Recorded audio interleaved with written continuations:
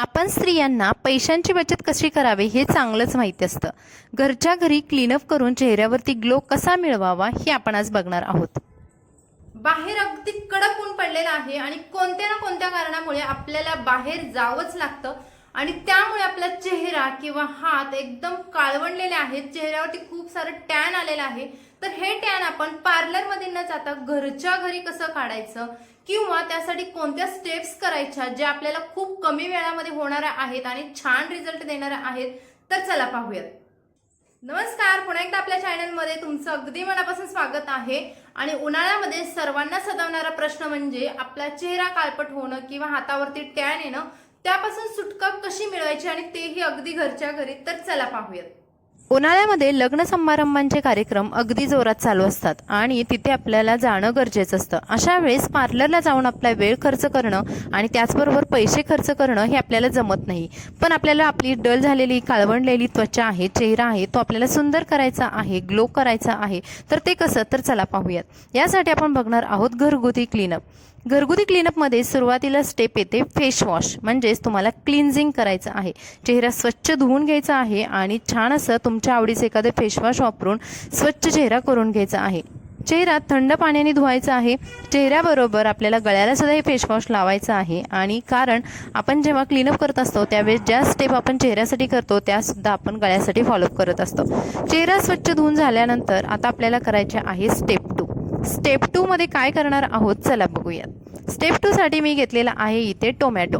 आता तुम्हाला हा पूर्ण अख्खा टोमॅटो वापरायचा नाही, तर या टोमॅटोचा अर्धा भाग तुम्हाला कट करून घ्यायचा आहे, जेणेकरून यामधला जो गर आहे जेव्हा आपण चेहऱ्यावरती चोळणार आहे त्यावेळेस तो पूर्ण चेहऱ्यावरती पसरेल आणि टॅन निघून जाईल। पण हे टोमॅटो आपल्याला एकटक वापरायचं नाही, तर त्याच्यावरती आपल्याला साखर टाकून मगच या साखरेचा आणि टोमॅटोचा छान असा स्क्रब करून घ्यायचा आहे।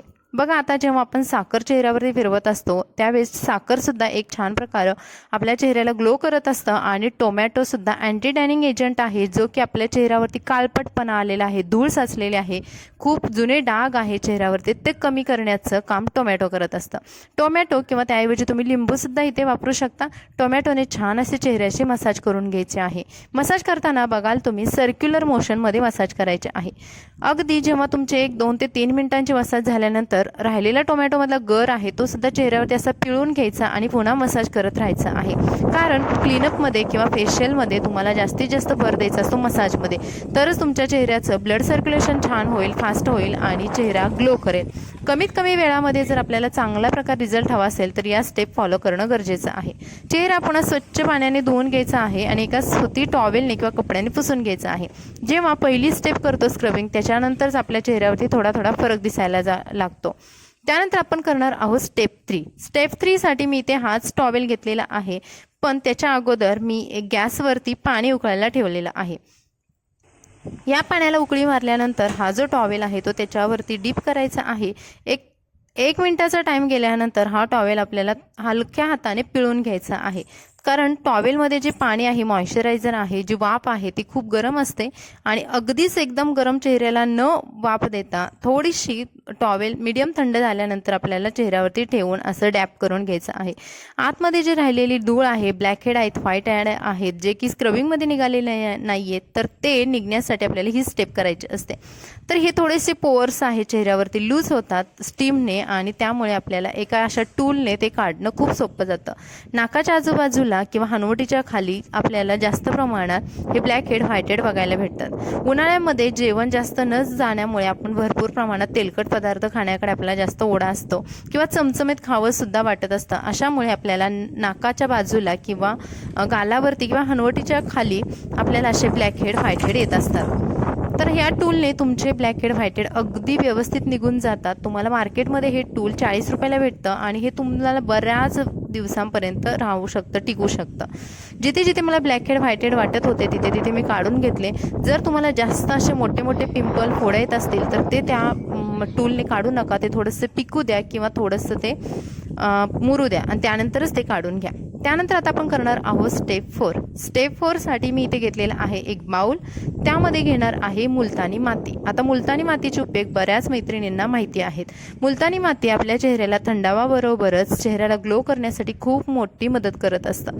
त्यानंतर मी घेतलेला आहे मध, आणि हा मध आणि मुलतानी मातीमध्ये आणखी एक घटक टाकणार आहे तो म्हणजे लिंबाचा रस। आता लिंबू उन्हाळ्यामध्ये थोडेसे महाग असले तरी सुद्धा आपण अर्ध्या लिंबाच्या रसामध्ये हे आपलं क्लीनअप हे करू शकतो। जर तुम्हाला असं थोडंसं पॅक कोरडा वाटत असेल तर तुम्ही लिंबाचा रस आणखी थोडासा वापरा। एक्झॅक्टली तुम्हाला अर्धा लिंबाचा रस पुरेसा होतो एवढ्या पॅकसाठी, आणि हा पॅक आपल्याला चेहऱ्याला लावून घ्यायचा आहे। इतक्या वेळ आपण स्क्रबिंग केलेलं आहे, स्टीमिंग दिलेलं आहे चेहऱ्याला, त्यामुळे कुठेतरी पोर ओपन झालेले आहेत। त्यामुळे आपल्या चेहऱ्याला बॅलन्स करण्यासाठी किंवा पॅक लावून चेहऱ्याला थोडासा हलका मसाज देण्यासाठी हा पॅक आपल्याला चेहऱ्याला लावायचा आहे।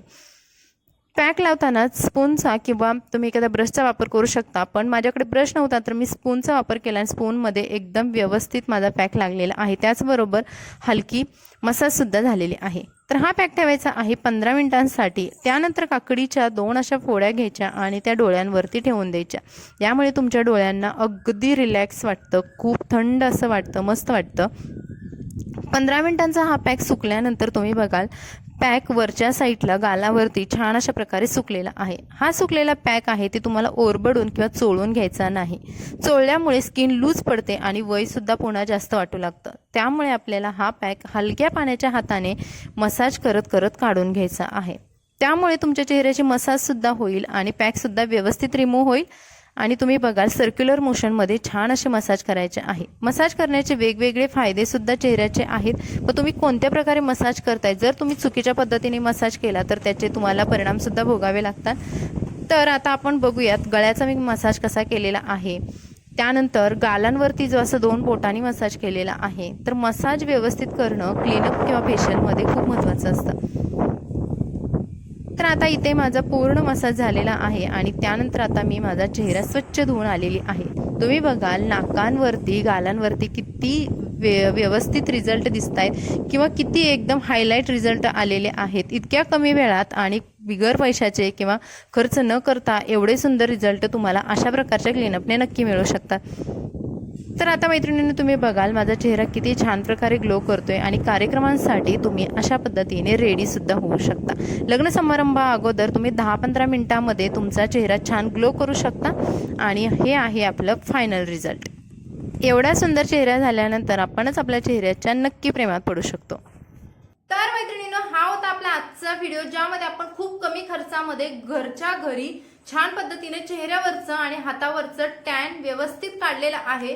तर हा व्हिडिओ तुम्हाला कसा वाटला कमेंट्समध्ये नक्की सांगा। व्हिडिओ आवडला तर प्लीज लाईक करा, आणि आपल्या चॅनलला नवीन असाल तर सबस्क्राईब करा।